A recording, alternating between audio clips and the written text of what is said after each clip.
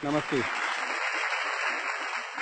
मेरा नाम श्याम सुंदर पालीवाल है। मैं राजसमंद के एक छोटे से गांव पिपलांत्री में रहता हूं और वहां पर मैं बेटी, पानी, पेड़, गोचर भूमि और इसके माध्यम से लोगों को रोजगार देने का काम करता हूं। आप सब जानते होंगे, आप पढ़े लिखे हैं, आप सोशल मीडिया और अखबार पढ़ते हैं।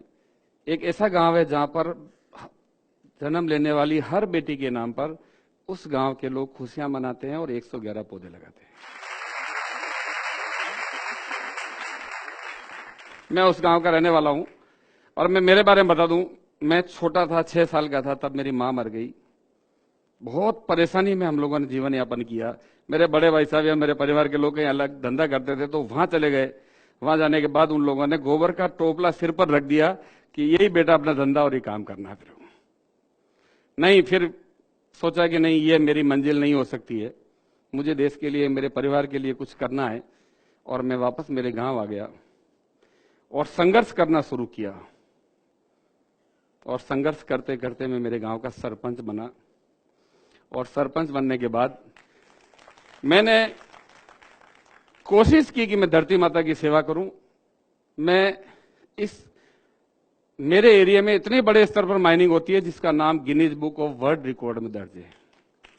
और माइनिंग से कितना बड़ा नुकसान हो सकता है इसका अंदाजा आप लगा सकते हो। जहां धरती माता का सीना चीरा जाता हो, वहां मलबे के पहाड़ खड़े होते हो, प्रदूषण होता हो, लोग ढंग से श्वास नहीं ले सकते हो, उस एरिया में पक्षी नजर नहीं आता हो, उस एरिया में हम लोगों ने आज तक गांव की गरीब महिलाएं, विकलांग, विधवा, कमजोर लोगों ने वहां पर 3 लाख पौधे लगाए। और आज मेरे गांव में इतने पक्षी आते हैं कि देखने के लिए 200 लोग रोज आते हैं।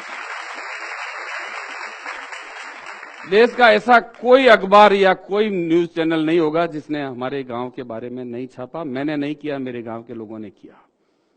मैं ये मानता हूं कि आप रास्ता ढूंढ लेंगे, काम कर लेंगे, पर गांव की गरीब, विधवा हो चुकी महिला, विकलांग, मानसिक रूप से कमजोर बच्चे, उनको भी इस दुनिया में जीने का उतना ही हक है जितना हमें है। मेरे गांव का तीतर, मोर, खरगोश, पैंथर, बंदर, चूहा, गिलेरी, कोयल, उसका भी उतना ही हक है जितना मेरा है।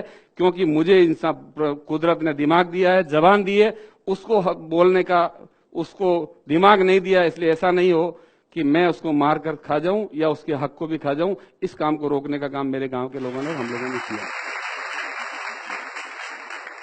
और उस गांव का नाम आप यूट्यूब, फेसबुक, गूगल या अन्य जो भी व्यवस्था है उससे देखिए, पिपलांत्री। कई सैकड़ों उस पर डॉक्यूमेंट्रियां बनी है और उसको देखने के लिए दुनिया भर के लोग वहां आते हैं। कई फिल्में उस पर बनी हैं, कई मैगजीन उस पर लिखे गए हैं। 7वीं और 8वीं कक्षा के राजस्थान के पाठ्यक्रम में उसका नाम आया है, उसको बच्चे पढ़ रहे हैं। डेनमार्क की सरकार प्राइमरी एजुकेशन में उसको पढ़ा रही है। अर्जेंटीना के एक दल आया हुआ है जो मेरे गांव के कामों पर एक फिल्म बना रहा है। उस फिल्म का नाम है ट्री सिस्टर, पेड़ों की बहनें। इस तरह के काम उस गांव में हो रहे हैं। मैं खुश नसीब हूं और गौरवान्वित महसूस करता हूं कि मैं उस गांव का रहने वाला हूं। बेटी, पानी, पेड़, गोचर भूमि और वन्य जीवों के लिए काम करने वाला नाम है पिपलांत्री। मेरे गांव में जितनी भी बेटियां पैदा होती है, गांव वाले लोग खुशियां मनाते हैं और उस बेटी के नाम पर पौधे लगाते हैं। गांव के लोग चंदा इकट्ठा करते हैं कि ये गरीब परिवार की बेटी है, उस बेटी के कुछ ना कुछ आज हम एफडी करवाने 21,000 रुपए गांव वाले इकट्ठा करते हैं, 10,000 रुपए उसके परिवार से लेते हैं और वो 31,000 रुपए की एफडी करवाते हैं और एक एफिडेविट लेते हैं कि मेरे परिवार में कोई भी व्यक्ति भ्रूण हत्या नहीं करेगा। मेरी बेटी के जन्मदिन पर लगाए गए 111 पौधे, 111 पौधे, मेरी बेटी का पालन पोषण इन दोनों का समान रूप से करूंगा। मैं इसको शिक्षा से वंचित नहीं रखूंगा, मैं इसका बाल विवाह नहीं करूंगा। यह पौधे एवं मेरी बेटी जब बालिग होगी तब ये पौधे पेड़ बनेंगे और मेरी गांव की संपत्ति होगी, इस पर मेरा अधिकार नहीं होगा। और इन सब को देखकर दुनिया भर के लोग वहां आते हैं। अभी यूनियन बैंक ऑफ इंडिया ने मेरे गांव के 300 बच्चों को गोद लिया है और 60 लाख रुपए दिए। ये एक गांव में हो रहा है। आप समझ सकते हैं गांव की व्यवस्थाएं क्या है। राजस्थान के 9,800 ग्राम पंचायतें हैं। गांव में जाते ही हमें लगता है कि पानी नहीं होगा, पीने का पानी साफ नहीं होगा, गांव में गंदगी होगी, गांव में कचरा होगा। और इस तरह की व्यवस्थाओं को बदलने का काम पिपलांत्री के लोगों ने किया है, जिसको आज पूरा विश्व देखता है। और इसको देखकर राजस्थान की माननीय मुख्यमंत्री, महाराष्ट्र के मुख्यमंत्री कई लोगों ने वहां आकर उस मॉडल को अपने अपने क्षेत्र में अपनाया। उसका पिपलांतरी मॉडल नाम देकर कई योजनाएं उस नाम से शुरू की है। जल संरक्षण, वृक्षारोपण, बेटी बचाने पर, बेटी गौरव उद्यान, राजीव गांधी सेवा केंद्र, मुख्यमंत्री जल स्वावलंबन योजना जैसी कई योजनाएं, वहां से कुछ सीख कर कई सरकारें इस पर काम कर रही है। और ये पिपलांतरी में हुआ है, और पिपलांतरी के अलावा पूरे राजस्थान में ये काम चल रहा है। आज हम किसी व्यक्ति से उधार लेते हैं, आप कल्पना कीजिए, कोई भी वित्तीय व्यवस्था, कोई बैंक, कोई साहूकार हमें उधार पैसा देता है, लोन देता है, तो वो छोड़ता है क्या? हमें कभी नहीं छोड़ता है। हमारे बच्चों को उसकी भरपाई करनी पड़ती है। तो इस धरती से हम कब तक लेते रहेंगे? कितने ट्यूबवेल खोदते रहेंगे? कितना खून इसका चूसेंगे? कितने पेड़ काटेंगे? अभी दिल्ली में मैंने देखा नहीं पर सुना है, दिल्ली के उप मुख्यमंत्री मनीष सिसोदिया मेरे गांव में 7 दिन रहकर एक डॉक्यूमेंट्री बनाकर गए, स्वराज इन पिपलांतरी। वो कब तक दिल्ली जैसी स्थिति क्या उसका इंतजार करते रहेंगे हम, कि दिल्ली में जो स्थिति पैदा हुई है वो जयपुर में हो जाए, या देश के अन्य हिस्सों में हम ऑक्सीजन के लिए तरस जाएं, हम लकड़ी के लिए तरस जाएं, हम पीने के पानी के लिए तरस जाएं। बरसात का जितना पानी बहकर आज समुद्र में जाकर मिल रहा है, खारे पानी में मिल रहा है, क्या हमारी जिम्मेदारी नहीं है उसको रोककर धरती माता को पिलाना? और धरती को जिस दिन पानी पिलाना शुरू हमने कर दिया, उस दिन पानी के संबंधित समस्या खत्म हो जाएगी।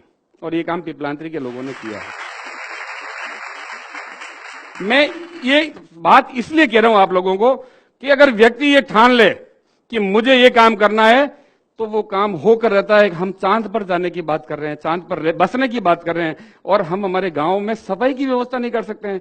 मेरे काम में 2007 में, आज स्वच्छ भारत मिशन योजना चल रही है। देश के प्रधानमंत्री जी लाल किले से कह रहे हैं गांव सब साफ होना चाहिए, खुले में शौच की प्रवृत्ति को रोकना चाहिए। मेरे गांव के लोगों ने 2005 में ये व्यवस्था पूरी तरह लागू कर दी, और एपीजे अब्दुल कलाम साहब ने 2007 को मेरे गांव को राष्ट्रपति पुरस्कार देकर सम्मानित किया।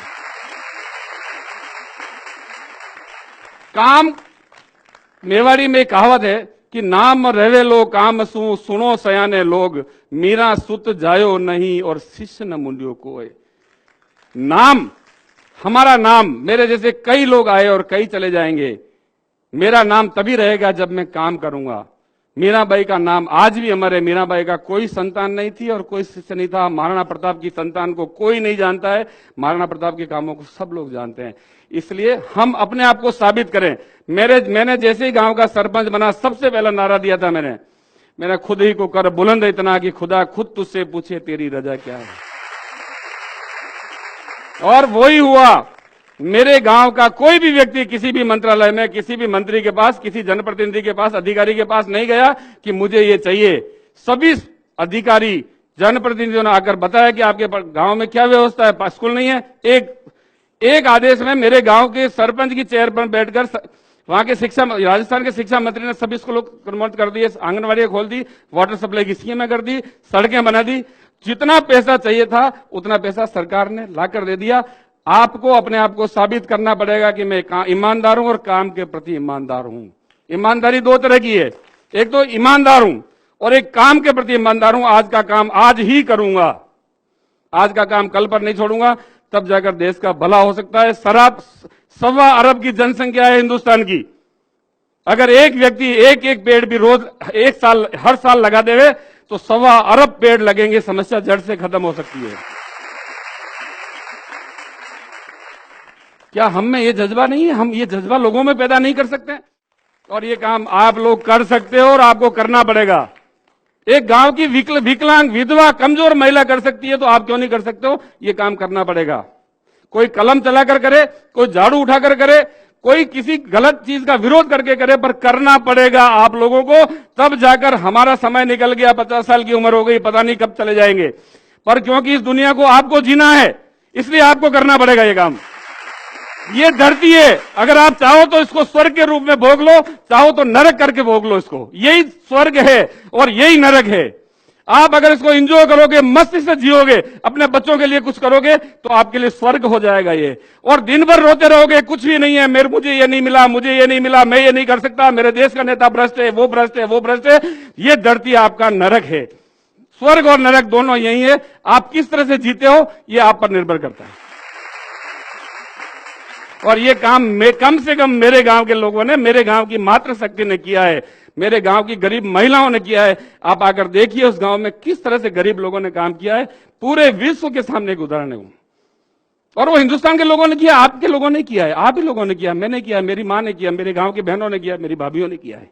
हम नहीं कर सकते? करना चाहिए और करना पड़ेगा। मैं ज्यादा कुछ कहना नहीं चाहता हूं। बहुत सारे हमारे कार्यक्रम है। मुझे तो धन्यवाद देता हूं मैं जोश टॉक की टीम को कि आप लोगों के दर्शन करने का, आप लोगों को बात करने का जो मुझे मौका दिया है, और आप लोगों के माध्यम से पूरे हिंदुस्तान में एक मैसेज देने का काम मेरे माध्यम से, आपके माध्यम से हो, इसके लिए मुझे यहां बुलाया। बहुत बहुत धन्यवाद। जय भारत, जय हिंद। इस वीडियो के बारे में अपनी राय नीचे कमेंट सेक्शन में हमें बताएं और अपने दोस्तों के साथ ये वीडियो शेयर करना ना भूलें।